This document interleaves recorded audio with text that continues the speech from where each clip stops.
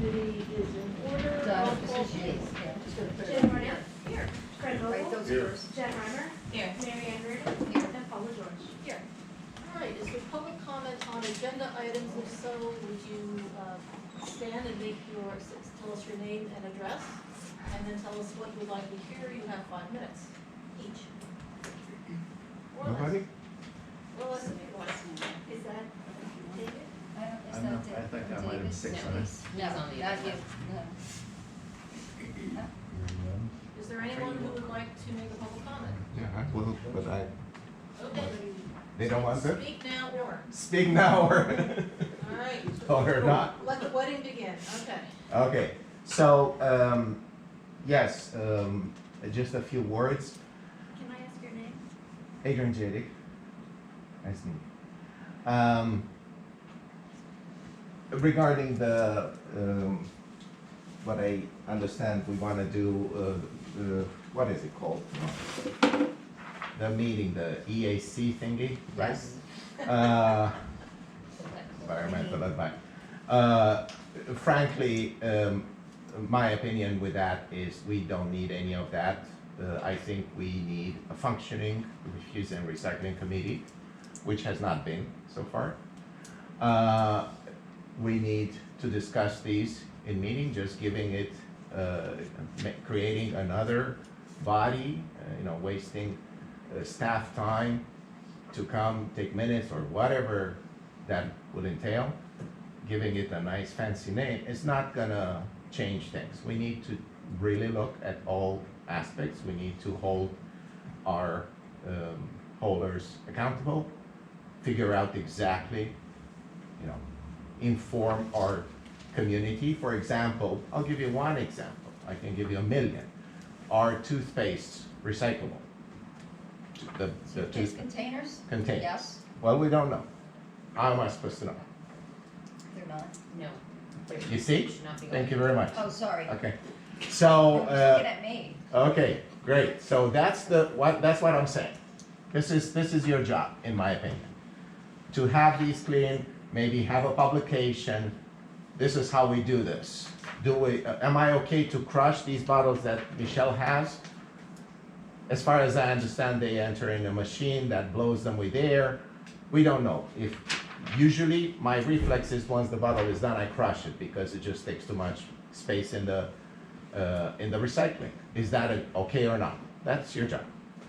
And when I come to tell you that the hauler leaves the trash in the middle of the road, you don't mock me and say that this does not happen in your neighborhood. You address it.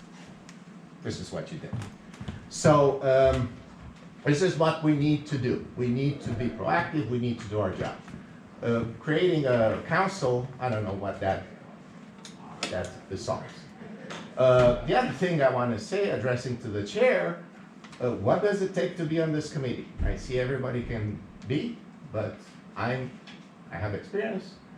I also have discussed with Jane Meeks multiple times. And I want to serve.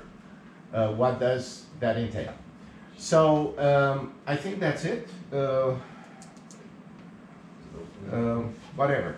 I think it's good for now. Thank you. Thank you. Is there anyone else who would like to speak at this point on an agenda item? Sure. In response to, I'm not responding to No. him.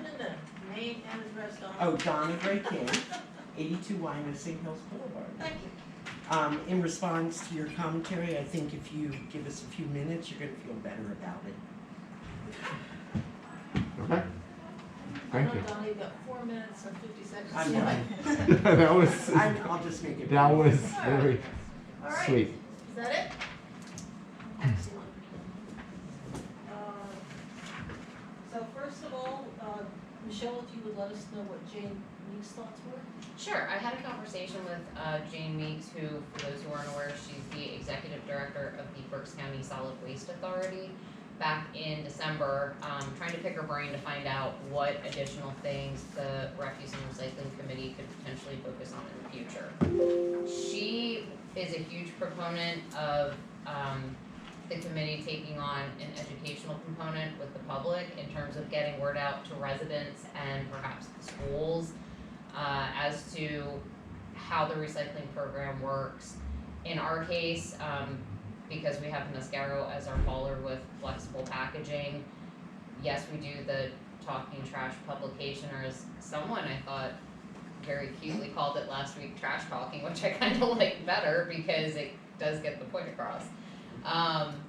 Do we want to add on to that publication, and instead of it just being a one-page double-sided flyer with the collection routes, the special dates for holidays, and then some brief information, actually do maybe a 4 or 5 page publication with additional information about the flexible packaging, what that looks like, you know, again, did you know these are the things that you can recycle, these are the things that you can't. She also talked about when the next contract comes up, if we want to get more participation from haulers other than Mascaro, we would have to get rid of the flexible packaging because they are the only hauler who offers that. So that would be an educational piece with residents as to, are you willing to go back to perhaps separating out newspapers from bottles, from plastic, knowing the trade-off for that is more of what you're putting in recycling actually gets recycled, and there would potentially be a cost savings to the borough for the contract because more people, more haulers could bid on it. Outside of that, I know this isn't really tying into Jane Meeks, but I did have a conversation with our route manager from Mascaro as to him coming to a future meeting and getting specific information on they can't go per se by block, but you know, different sections, and as the trucks are going out and collecting, he called it a per unit baseline number, which would give us a good idea of waste being generated by area to see if we could hone in on specific portions of the borough and maybe focus, you know, whether it's through the school district and helping getting a flyer out, or us doing a flyer to those people, like, did you know what you're putting out could potentially be recycling, or how much waste you're generating. So I think there's a bunch of topics there we could delve into in the future. Does anybody have any questions for Michelle about the conversation with Jane? All right. Talking trash talk, whichever. Is there anybody who'd like to discuss topics beyond those that Michelle just reported on? Expanding it help, and as Mr. Jadick mentioned, helping people understand what can be recycled, what can't be recycled, in addition to when it's going to be picked up. When is our contract up? We just renewed it, so end of next year, 3 years, so we have the option to extend it, The end of 2025. yes, Okay. And when does trash talk go out once or twice a year? Just once. Okay. When would you normally publish? That goes out with the fall newsletter, correct, Yeah. for the upcoming year. Yeah. So we've got plenty of time to work on that. Yeah. And I don't think we have to reinvent the wheel, I'm sure there's photos, other things out there we could probably grab, or Mascaro may even be willing to provide some of that Well, did information. Mascaro send every homeowner a flyer with what they accept, what can't be? When we first switched to, well, I should say when they first started offering the flexible packaging, yes. We speak from experience, you can mail everything you want out to residents, that doesn't mean they read it. So I don't know that that accomplishes much. Right. It's finding other ways, I think, yes, the publication's part of it, but finding other ways to educate the community as a whole. And maybe that's going through, the school district has an environmental advisory group. Maybe it's going through the kids to go back to their parents and say, did you know? Or, you know, getting the library involved, or even at some of our recreation events, doing something just to educate Table people. those papers. Yeah, I would say all the events, yeah. Why not? You got the people coming to you. What about having a presentation at the library? You know, once a week they have a speaker come in. If we've had in and talk specifically about what could be recycled, what couldn't. And maybe we'd get, I know there's usually quite a few people who come to the presentations there. I could even have a, what about this, kind of, people bring in stuff they have questions about. I think, and with our current hauler, knowing that contract runs for another almost 2 years, I would suggest having someone from Mascaro part of it for now. And then maybe Jane being a part of more a conversation with this committee first as to if we wanted to look at options beyond just flexible, what do we need to know in advance and what other pieces are involved with that? Do you think that the talking trash, I mean, to me, it's just almost the same as having Mascaro put out a flyer. Is talking trash gonna help us get to those homeowners? I mean, some people look at that stuff and read it and absorb it, and others are, again, are just going to I think doing it Recycle more, hopefully, hopefully. I think doing it more as something to have as a handout for community outreach events that you do is where it's more beneficial than mailing it to every household. I mean, we have it on the website, anybody can download it, or, you know, people that call, when's my trash pickup? Oh, you can go on the website, look at Talking Trash, and the route schedule's there. But really, it's the person who's standing in front of you, you're already engaged with, makes the most sense to hand it over. Right, but usually those people are already involved in, you know, I mean, they're coming, but they're looking to see what else they can probably recycle as opposed to, you know, just your ordinary person. Well, not necessarily if we're passing it out at like Spooky Hollow or Earth Day, not necessarily if we have like information. I know, flyers go like concerts, you know. Do new residents get the talking trash? It's part of the new resident packet. Because I think those are the people we also need to reach. They have no idea what goes on here, and so, you know, reaching them right at the beginning when they move into the area would be helpful. Well, especially because we have the flexible plastic, I mean, where I live, you can't recycle glass. So, every municipality is different based off of what their contract looks like and who their hauler is, so there is a educational piece when someone new moves here. Jim, okay. I believe, memory serves me correctly, was it Advanced or was it, Mascara who was gonna come out with, a decal or a sticker to put on recycling container? They did, we have them, we hand them out to residents all the time at the front desk. Really? Yeah. I've never seen one. Because we used You to, want one? we used to have containers that were available for free, and now they're available to people moving in, but Yes. anybody can get a detail.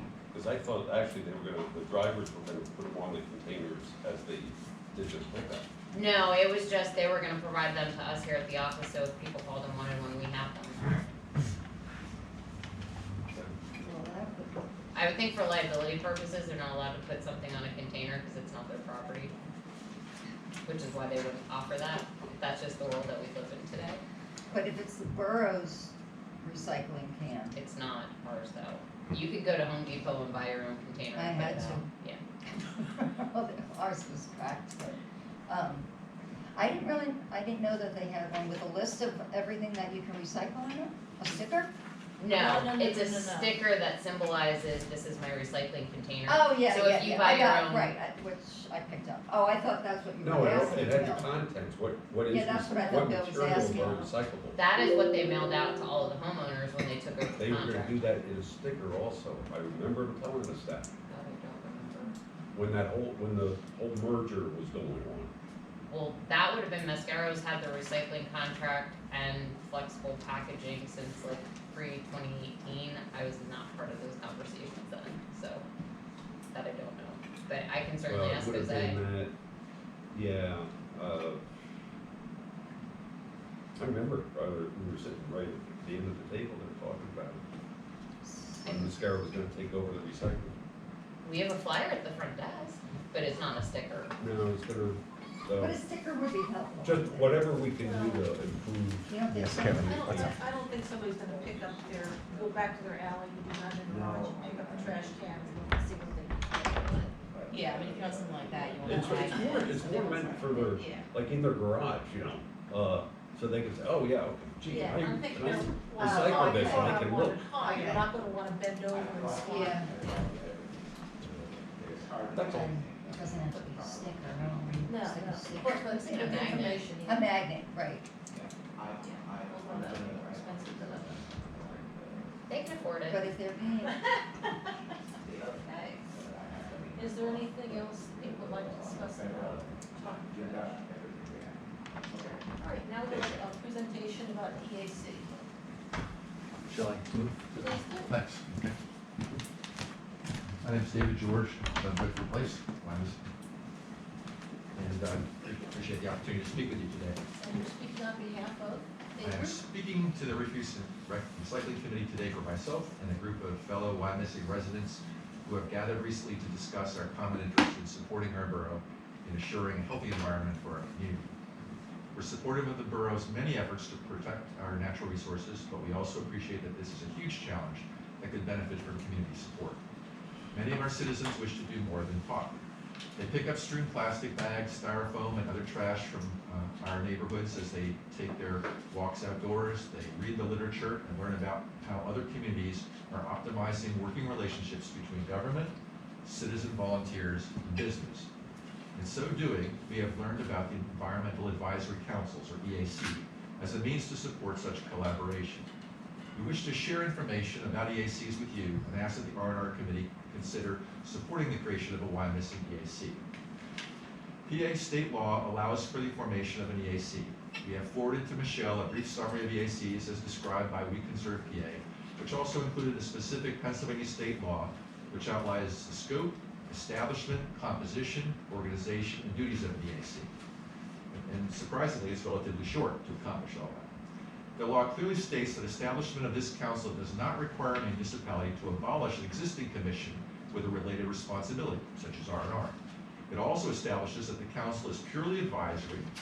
Its volunteer members are selected by the municipal leadership based upon their view of the skill sets that would be of value. So if there are specific aspects of the R&R committee that they think they need more information on to be able to deliberate and make their decisions, the EAC, they could be having a person on the EAC who has some knowledge of that, who could provide supportive information to help you in your decision making. So it really is ancillary to functions that would happen here and not extra. The law clearly states that, again, sorry about that, I repeated that. EAC activities are authorized by state law. Pennsylvania General Assembly Title 53 dealing with EACs include the following. Quote, that EACs can identify environmental problems and recommend plans and programs to the appropriate agencies for the promotion and conservation of natural resources and for the protection and improvement of the quality of the environment within its territorial limits. And it can promote community environmental programs. In essence, what they're saying is this EAC can inform and support Wyomissing Borough leadership in making decisions that are likely to be most productive and cost-effective in protecting our environment. Equally important, it can educate and rally support among community members, which is critical to effect meaningful change. We're describing here today the difficulty in getting to the public and to help them understand all the great things we have and where the gaps are in terms of what we can do to make things better. And that's not easy, and flyers don't do it. But having a group of people who know other people and are passionate about this and want to help and are willing to roll up their sleeves and do something, and not just complain and ask the Borough Council to pay more money to do more things, is valuable, in my opinion. Let me briefly be more specific about a rationale for creating a Wyomissing EAC. The number of communities recognizing the value of EACs is growing. Within Berks County alone, at least 13 already exist, including West Reading, Exeter, and others. Wyomissing EAC can learn from and collaborate with EAC groups locally, regionally, and nationally, researching best practices as well as discovering opportunities for regional planning. This would assist the borough leadership in prioritizing projects with the greatest potential for positive impact. Wyomissing EAC can serve as a vehicle to tap into community interest and support for environmental best practices. Wyomissing EAC can foster education of fellow citizens and local businesses in the value and optimal use of conservation programs already existing within the borough. Wyomissing EAC can serve to involve interested citizens in environmental support efforts such as participating in neighborhood trash cleanups, optimizing use of recycling services that was discussed here today, minimizing the use of single-use plastics and styrofoam, removing invasive species, which I know is a goal of yours, and modifying properties to reduce stormwater runoff, such as use of rain barrels, rain gardens, native planting, etc. Wyomissing EAC can reach out and learn from local businesses on their perspective on methods that would both reduce waste and lower cost. Initial potential actions of a Wyomissing EAC might include the following. Members would first learn about all of the important efforts already in place within our borough and gain an understanding of key issues from borough staff, including gaps in data that would be of value in optimizing the use of current borough resources. Members would connect with local organizations for information and opportunities, including EACs, Berks Nature, Penn State Extension, and other environmental groups. And as great as the group is around this table, I don't think you have too much time to be doing a lot of that stuff. And having a council that could help with that, I think, would be critically valuable to this committee and others. Members would collaborate and learn from other communities already promoting successful programs and opportunities for waste reduction. So based upon this collection of information from borough leadership, community members, and external partners, a limited number of projects would be suggested by the EAC each year for approval by council. Measures of success would be created for each project. A key role of the EAC would be in the area of community education and involvement. Members could begin to develop collaborative relationships with Wyomissing schools, businesses, the library, and other local organizations to most effectively educate the community on sustainable practices. The following is a draft mission statement created by our working group of citizens.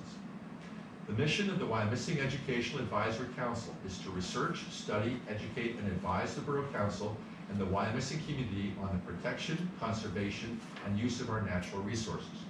Our aim is to promote a culture of sustainability, to enhance the inherent beauty of the Wyomissing community, and to maintain a healthy environment for current and future generations. In summary, I'd like to thank the R&R Committee for the opportunity to present today. We look forward to hearing your deliberations and hope that the information we've provided will assist you in your decision-making. If there are any questions or the like, I'd be happy to address them now. Thank you. One of the things we want to discuss is whether EAC could be a subcommittee of R&R, or whether things that you could only have as a standalone EAC.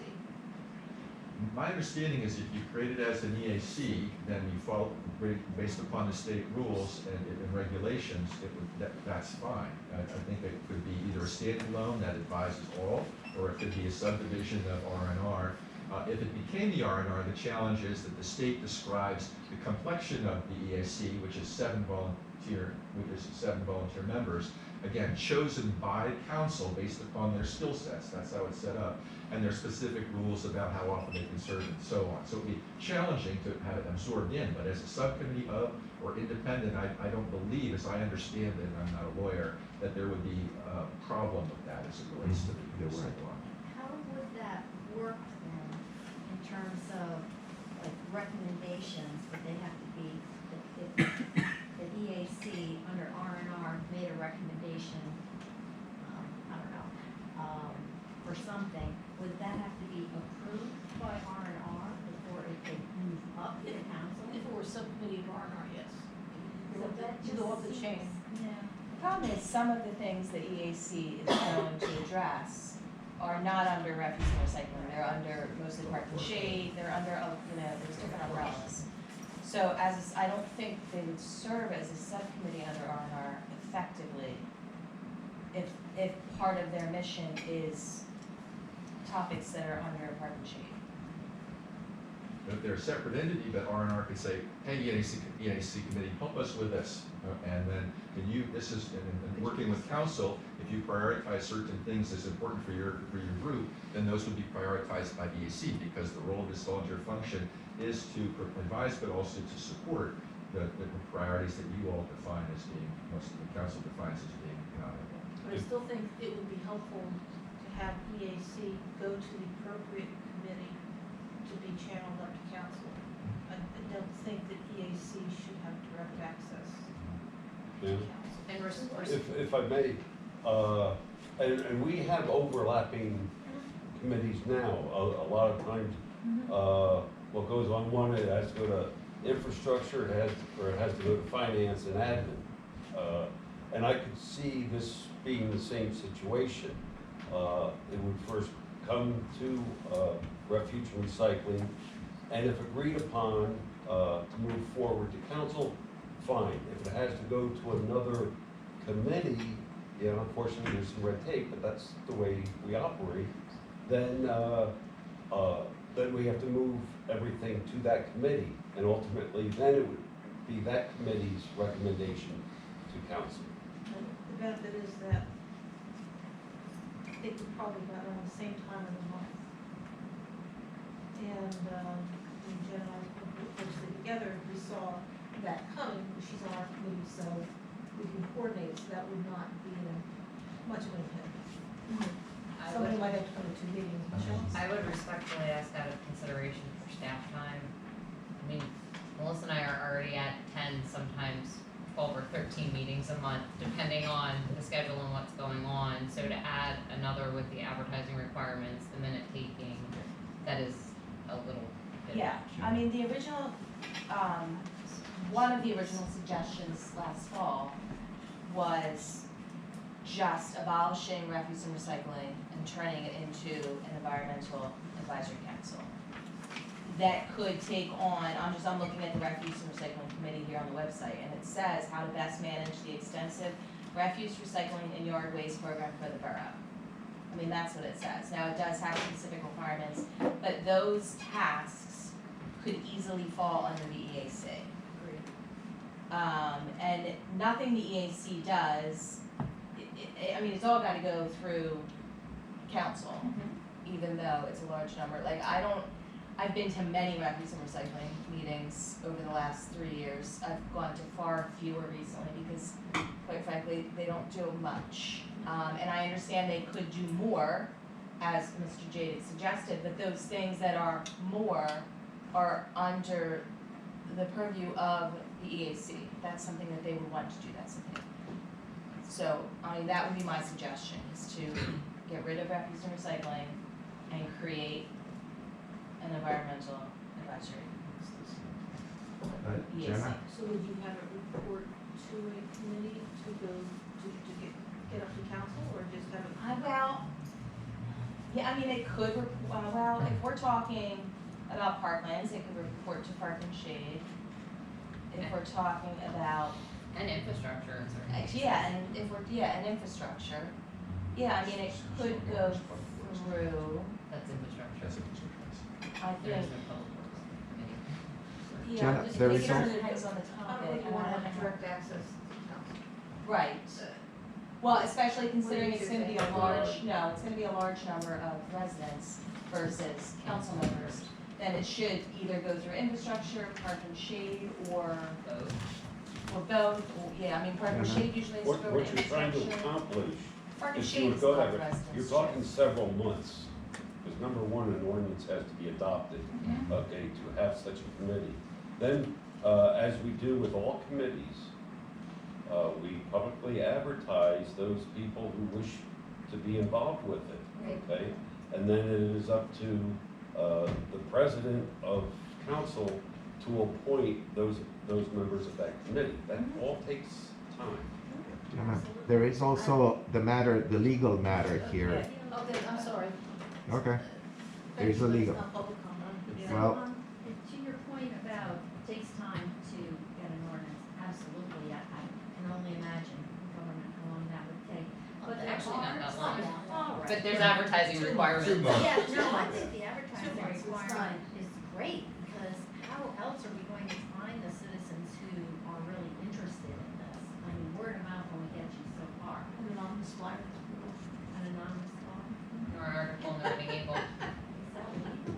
Well, anyways, We advertise on all committees. but there are incredible resources at wecanserve.org, which holds apparently some, the state of Pennsylvania has, I don't know how they did it, but they have, wecanserve.org, we sort of like advisory to EOCs, and there's just an incredible amount of information there, along with the state's recommendation for the, sample ordinance, which would make it pretty easy. we have to have adjourned. No solicitor. A solicitor You to certainly draw have to out retain funds. us, but, yeah. But you're right, that environmental, EAC or environmental cleaning or something has a much broader scope than, refuse and recycling. Really, refuse and recycling can do a lot more than it has been doing, but not nearly as much as environmental, so. It would make sense to work toward abolishing refuse and recycling and establish an EAC, which would include some refuse and recycling's topics. Is there any more discussion, or should we have a motion? Can I say something? I'll make that motion. So the motion is to get rid of refuse and recycling and replace it with an EAC? Yes. Could I request you amend that to include the duties of the refuse and recycling falling under the purview of the EAC? Certainly. Just so we're not losing that Yes. function entirely. Was that another, was it Jim? Yes, I'm just looking, and so we need a motion to recommend, is that what it says? Expand the mission, no, so we want to abolish refuse and recycling. Yeah. Create an environmental action committee, advisory committee, council, that will also take on the tasks of refuse and recycling. Is there a second? I second that. Any discussion? All in favor? Aye. Opposed? Nay. All right. Motion carries. Given that a majority recommend the abolition of refuse and recycling, I don't see the point in discussing separate. Is Well, there nothing anyone- is official till it goes to council. Understood, Maybe understood, deferred. but. So So that that is not currently a mission statement for R&R, is that correct? I don't believe any of the committees have No. actual mission statement. They have We have a a purpose spelled out in the borough code, Yes. Yeah. but, I mean, a lot of times that's coming out of state law or whoever, I should say Right. the state borough code, or, you know, committees that aren't required to be formed under borough code, like park and shade, refuse and recycling. I think it was whoever at the borough was involved at the time just put some language in as to this is what your purpose is. So refuse and recycling is not required. Correct. No, that's not, gonna be one of my questions earlier, but I guess it can address, yeah. Just take it away. Table that, it turns out that Well, yeah, we would address it if council did not approve the motion. I agree, defer second. Yeah. So we're tabling it. Might as well defer it. 8 seems to go with the same, have the same fate. Alright. 9, It's gonna be a short meeting. appreciate you showing up doing that. So these are the totals, so now we have all of 23. I found it interesting, there was a dip in 22 and we're back to COVID levels, when I just think of more people being home, therefore generating more waste. I don't have any good answer for you as to what that fluctuation was caused by. But it's really remarkably steady, Yeah. year after year. Let me pull this up a little bit. We're strangely. So, for anybody that didn't note, I will point out that this is the first year we are no longer getting a rebate on our recycling, meaning we are not getting paid because there's no market for recyclable materials anymore. So instead of getting money back, we paid $81,000 for those items to be taken elsewhere. And I don't see that trend changing, do we know unfortunately. where it's taken? To a landfill. Then how is it Sure. different than just And our we change regular? our name to just the I- refuse committee. That's a much bigger conversation about everything from manufacturers and the type of packaging that they use to educating people on how recycling actually doesn't work. Because there is no market in China anymore that wants our materials. And so much of the recyclables are not, They're contaminated. are contaminated and just get thrown in the landfill anyway. So we are paying up to be able to recycle everything. It's mostly just getting tossed in the landfill. So Yes. what's the difference in cost per ton on the recycling tonnage and the refuse? I'd have to do the math. I couldn't tell you that off the top of my I head. mean, well, we have a cost per ton here for recycling. Do we have one, is that here? Oh, yeah, you do. I can't keep that. So 97.27 for your trash. Where are we at? Your net cost is 493, and how many tons were we at? Jana, are you doing the math quicker than I can? I am not, Hold on. sorry. No, that's fine. 821. 493, 804. And what was our? That's the average. 821.03. Yes. $601. So it's roughly 6 times the cost for recycling. For trash. So would That's why that our be, bills are so but, high. but is there a market for any portion of that? Like the, cardboard boxes and the paper and so on, is there a market? Yeah, That's a yes. hauler question, not a Michelle Bear question, Borough Manager, sorry. But that's, I mean, that's a conversation I can certainly have with the hauler. And I would actually maybe defer to Jane Meeks on that, because our hauler is probably gonna tell us what they think we wanna hear to continue to stay flexible. Right. I mean, I know glass is useless, nobody wants glass, recycled, you recycle glass, it's wonderful. I mean, And a lot of the plastics are contaminated, Yeah, and the Right. plastic. Yeah, and I there's see so that, much. but- And I hate to say it, but maybe when we redo the contract, we don't have a recycling portion. We have a very limited one of Right, the because plastics that are it's viable not, and the if it's all paper. going to a Right, landfill and anyway, that's what why you're pay looking 6 for. times as much Right. to get it There's- going to the Yeah, landfill? Well, and there's very still- few viable plastics. And I do hate to say that, but that's the reality. This, Yeah, no, I there's have still- the answer to the question she posed, and if I'm allowed to It's not tell you, public it's we're not public- gonna it's waste not time. public comment, please. It's not public comment, it's an answer to what she asked. You're It is Nobody not- knows it. It is not public participation, but thank you. who comes up with the 81,000? Mascaro bills us, Yes, and what are they, how do we know what they're billing us for? because we actually get tonnage reports.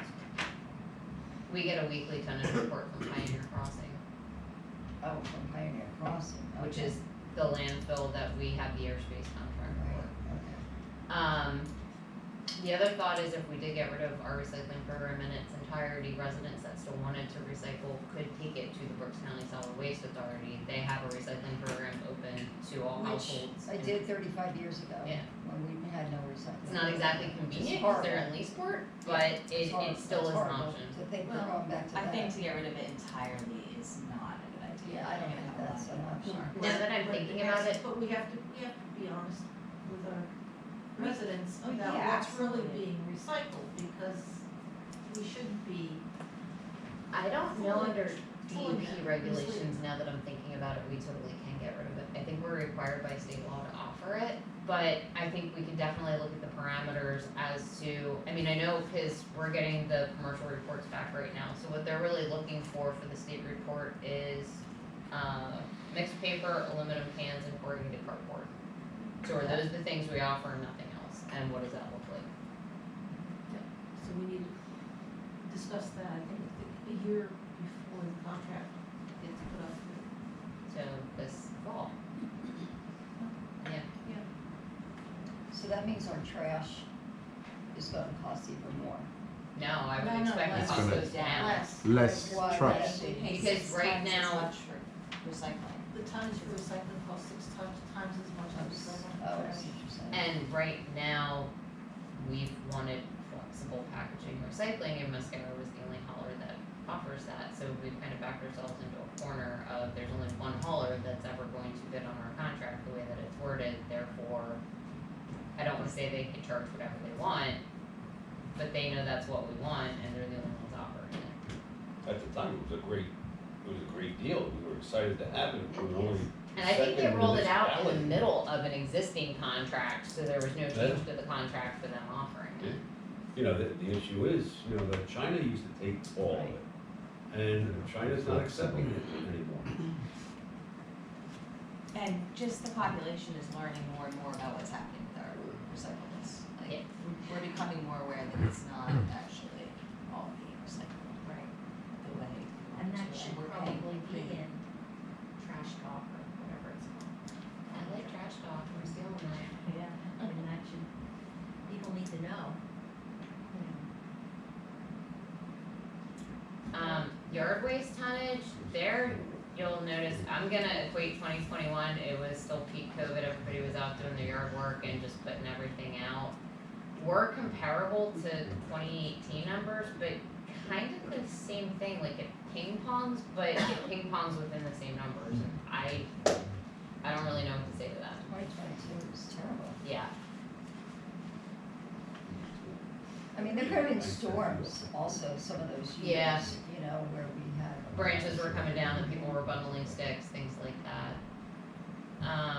Where does that go? That's a good question. I wanna say that potentially goes to Pioneer Crossing as well. It doesn't, I mean, when we get to item 3 under this, which is disposal of landfill yard waste, which is collected, disposed of, but not hauled by mascara, which is like car leaves and things like that, it's the same thing. There's no market for it, nobody wants it. So, wouldn't it be possible to have like a giant compost heap or somewhere like, what are those big heaps of So- leaves and things that That's you what see? the other boroughs do. Joint. I would defer that to the Park and Shade Commission, because if that ultimately happens, it would have to be in the parklands, and that's one of the things the consultant that was awarded the contract for the master plan study of the parklands is tasked with looking at. That giant leaf pile by the quarry parking lot, that is all we pay, which I'll get into those details, we pay to have that trucked off site and disposed of, because again, nobody wants it. Oh my gosh. It would be good to educate our citizens too on how they can compost themselves, those that have enough room and so on. And I think you're Or gonna just get mulch their leaves back into their yard. Yeah, instead of- Yeah. I think you're gonna get a 40-60 mix, so 40% of the people are interested in doing that, and 60% don't care, don't wanna deal with it, want nothing to do with it, I'm gonna put it in the street and they're gonna take it. Yeah, Right, I but think at that's true, 40%. but Yeah. or And even end if up in the trash. probably those that do it are most interested, have looked it up themselves, but for the people that are really busy, they may benefit from just learning more about that.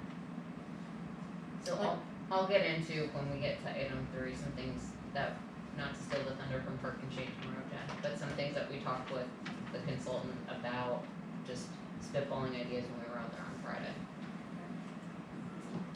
Performance grant history, I submitted the data for the 2022, keep in mind it's a year behind, so in 23 we submit for 22.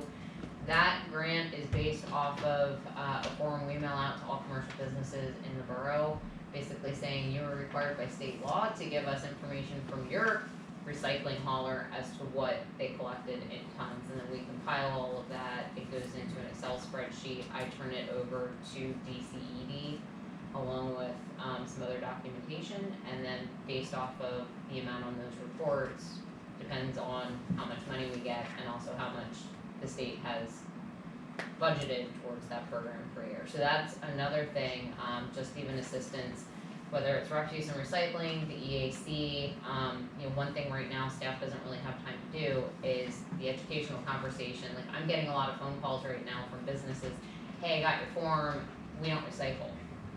Okay, well, do you know you're required to by state law and by local code? And, okay, if you're a certain type of business, like Fazio's Auto Center in Berkshire Heights, yeah, there's really not much going on there that we're gonna give you a pass, because we know how the business operates and you're not really generating anything. But if Traveler's Office Building or Redner's told me we don't recycle, we have a problem. So, getting some of that information out, or just getting an updated list of actual businesses would be helpful for the future. And where's that money spent? Typically, we put it towards a truck in the Public Works Department. So could some of that money be possibly given to EAC if we need to? That's a finance council decision, because, I mean, that's a pretty substantial piece of public works equipment. Oh, yeah, I'm not Yeah. talking about, I mean, I'm talking about the taxpayers- 787. Taxpayers are going to pay for that truck. And finally, the bulk trash event, which we've unfortunately not had accurate data on for the past 2 years because of some issues. That's a shame.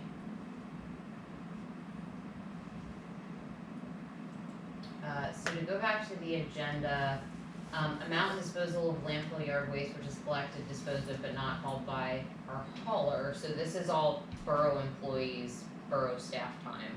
And those things are, you know, the fall collection, which basically from September through first or second week of December, it is all hands on deck, all full-time and part-time employees in parks, buildings and grounds, maintenance, and, what am I forgetting? I said parks, buildings and grounds, maintenance, what am I forgetting? Public Works. That's maintenance. Oh, tree department, duh. It's my moment for the day. Are out there picking up, you know, 5 days a week for that entire period. So, annual leaf collection is around 10,000 cubic yards. So what happens is, those leaves all get dumped out at that space by the Quarry soccer field, and then we pay a company to come in, 18-wheeler, haul it out.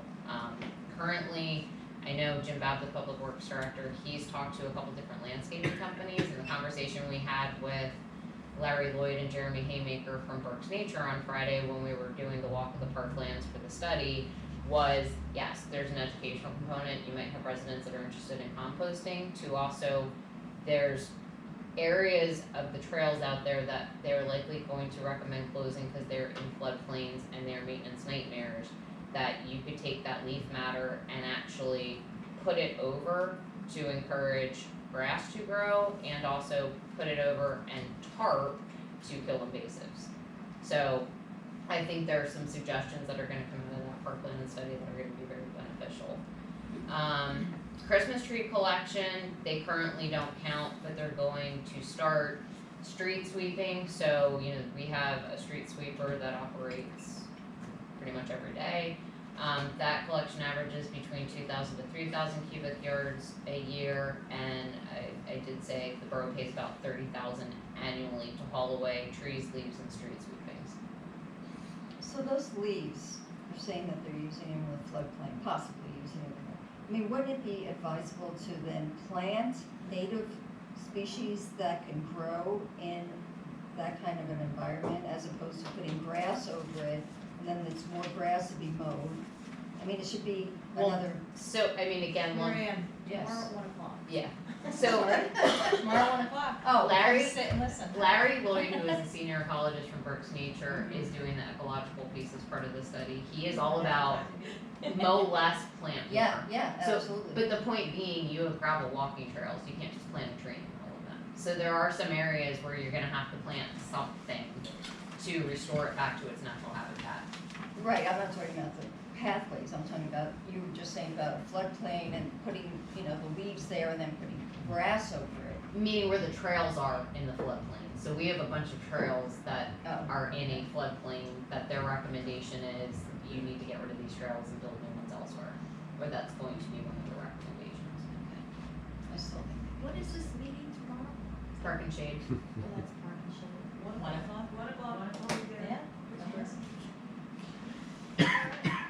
I think that seems to be it for number 9, Michelle, is that you agree? Yeah. Any questions or discussions on this topic? Alrighty, 10. I'll be the first to admit that missed trash pickup data is not overly accurate, for the simple fact of we were having issues with the receptionist and collection of data. That said, anyone who's had any interaction with the front desk and just picking up the phone knows that general calls about my trash or recycling or yard waste was missed are significantly down from advance the prior caller. Our route manager, Jose, is extremely responsive, in terms of, like, during the snowstorm event, I think it it was the first one, maybe it was, no, I'm sorry, it was the one on a Friday, the most recent one.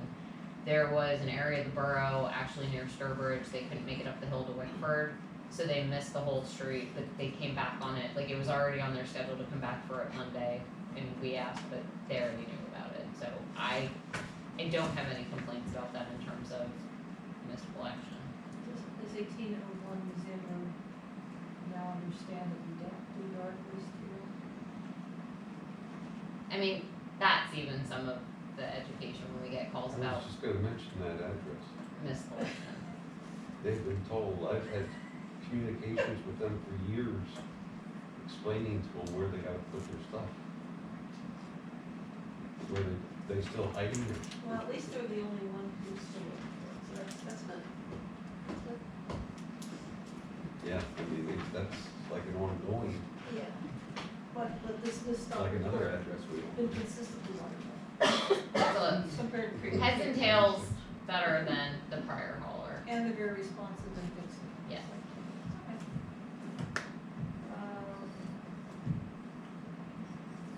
Do you have any concerns that you wanted to bring to the committee's attention? No. Does any member of the committee have questions about the hauler's performance? I have a good question about the Christmas trees again.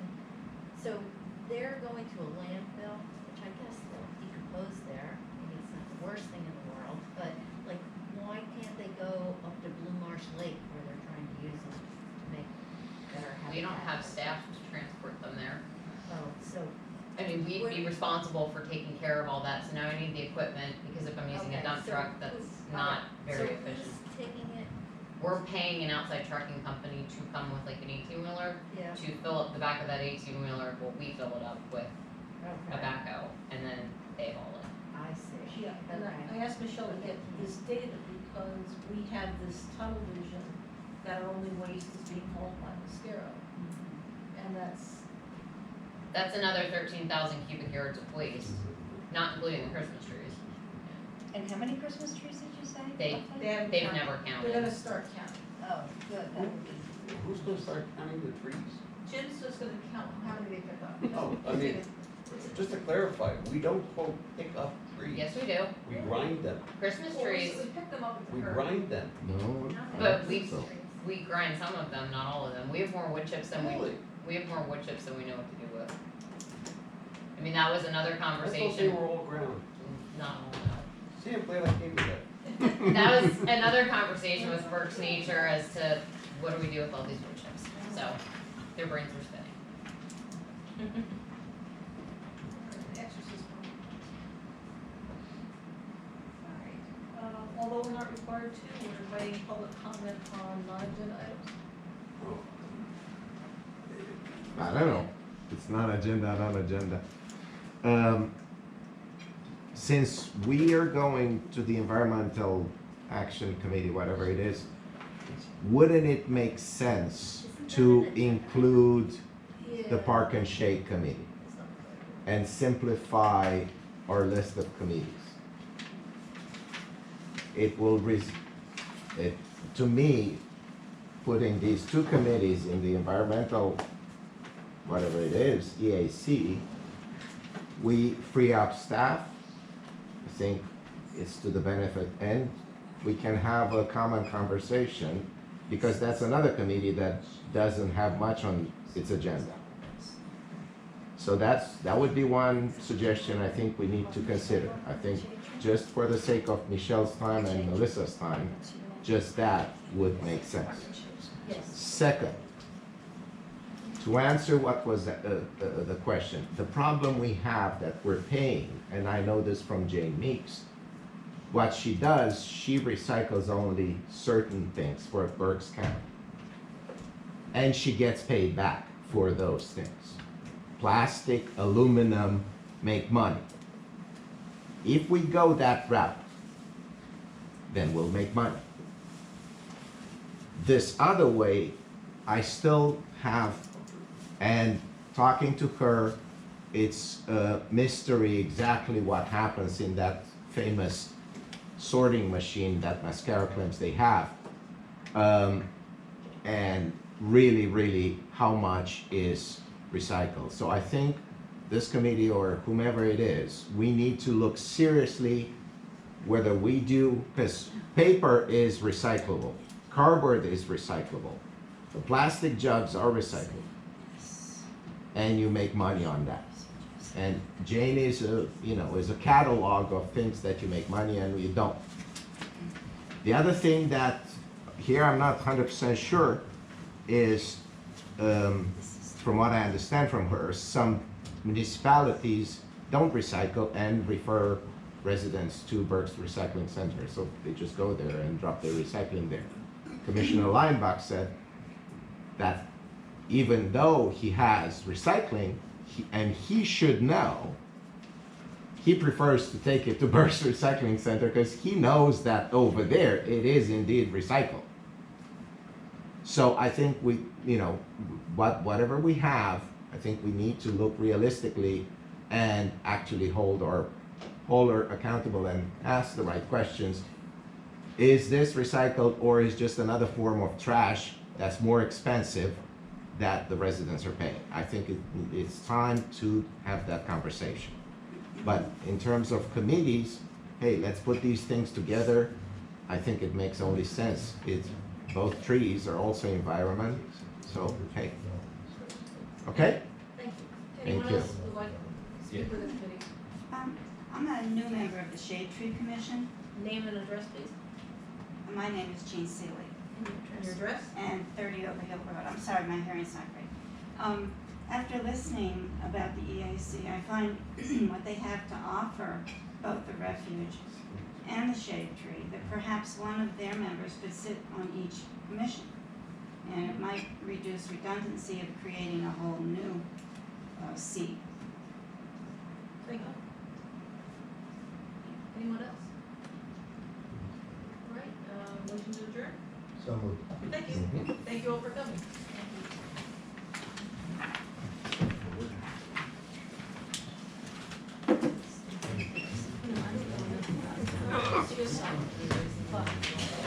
They have